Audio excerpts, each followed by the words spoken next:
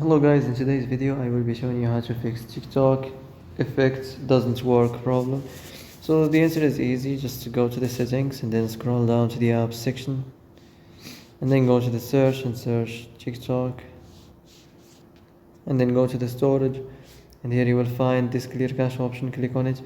Now you can go check it if it worked, and if it didn't you can try to restart your phone or turn the Wi-Fi off and on, or the Bluetooth or the airplane mode. Also you can try to clear data, but be careful. If you clear data, all these applications data will be deleted. This includes all files, the settings, the accounts, the databases, etc. So be careful if you want to clear your data.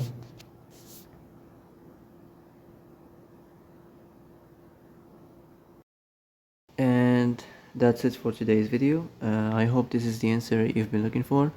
If you like this video, don't forget to like and subscribe, and see you in the next video. Thanks for watching.